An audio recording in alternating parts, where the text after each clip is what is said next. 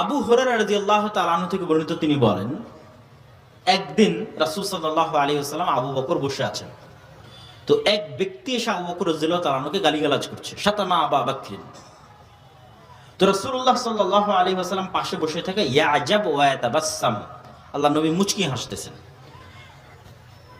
ওই ব্যক্তির গালাগালি এবং বকাঝকার মাত্রা যখন অনেক বেশি হয়ে গেল, তখন আবু বকর রাদিয়াল্লাহু তাআলা আনহু সহ্য করতে পারলেন না, রাদ্দা আলাইহি, তার কথার উত্তর দেওয়া শুরু করলেন। ফাগাদিবান নবী সাল্লাল্লাহু আলাইহি ওয়াসাল্লাম, আল্লাহর নবী রাগান্বিত হয়ে গেলেন, স্থান ছেড়ে দিয়ে চলে গেলেন।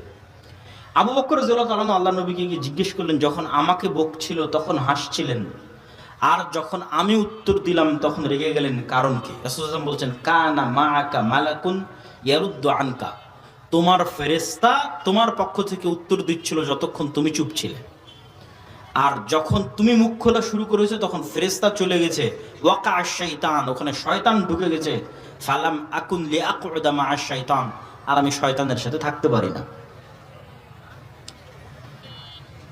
আন জাবির রাদিয়াল্লাহু তাআলা আনহু আন্নাহু ক্বাল, জাবির রাদিয়াল্লাহু তাআলা থেকে বর্ণিত, তিনি বলেন, রাসূলুল্লাহ সাল্লাল্লাহু আলাইহি ওয়াসাল্লাম বলেছেন, সাদ বিন মুআজ, বিখ্যাত আনসারী সাহাবী, আউস খাজরাজ গোত্রের প্রধান, তার মৃত্যুতে ইহতাজ্জালাহু আরশুর রহমান, আল্লাহর রহমানের আরশ কেঁপে উঠেছিল, ওয়া ফুতিহাত লাহু আবওয়াবুস সামা, আসমানের দরজাগুলো খুলে দেওয়া হয়েছিল, ওয়া শাহিদাহু সাবউনা আলফাম মিনাল মালায়েকা, আর তার জানাজায় ৭০,০০০ ফেরেশতা অংশগ্রহণ করেছিল।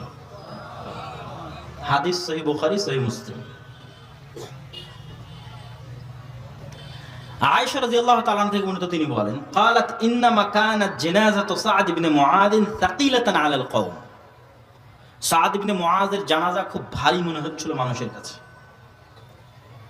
তো যখন রাসূলুল্লাহ সাল্লাল্লাহু আলাইহি সাল্লামের কাছে এই কথা পৌঁছলো, তিনি বললেন, ইন্নাল মালায়েকাতা কানাত তাহমিলু,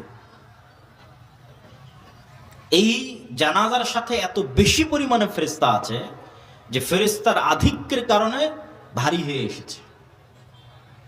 জাবির ইবনে আব্দুল্লাহ রাদিয়াল্লাহু তাআলা থেকে বর্ণিত, তিনি বলেন, যখন আমার পিতা মারা গেল তখন আমি আমার পিতার লাশের পাশে দাঁড়িয়ে ক্রন্দন করছিলাম। তো রাসূলুল্লাহ সাল্লাল্লাহু আলাইহি ওয়াসাল্লাম আমাকে বললেন, লা তাবকি, কাঁদিও না, মা যালাতিল মালায়েকাতু তুজিল্লুহু বিআজনিহাতিহা, তোমার বাবার লাশ ফেরেশতারা ছায়া দিয়ে ঢেকে রেখেছে। সহিহ বুখারী, সহিহ মুসলিম। আবু সাঈদ খুদরী রাদিয়াল্লাহু তাআলা থেকে বর্ণিত, তিনি বলেন, উসাইদ বিন হুযাইর নামে এক সাহাবী, ইয়াকরাউ মিনাল লাইল বিন মারবাদিহি, তার ঘোড়ার আস্তা বলে একদিন কোরআন তেলাওয়াত করছিল। তো কোরআন তেলাওয়াতের এক পর্যায়ে তার ঘোড়া লাফানো শুরু করলো।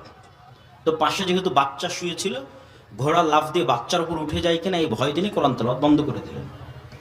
তারপরে আবার কিছুক্ষণ পর তিনি কোরআন তেলাওয়াত শুরু করলেন, এবং আবার যখন কোরআন তেলাওয়াত শুরু করলেন তখন আবার একই দৃশ্য দেখলেন। পাশাপাশি তিনি এটাও বলছেন, ফাইদা মিসলু যুল্লাহ ফিহা আমসালু সুরুজ, তিনি ছায়া সদৃশ আলোকজ্বলিত কিছু দেখতে পাচ্ছিলেন তার মাথার উপরে।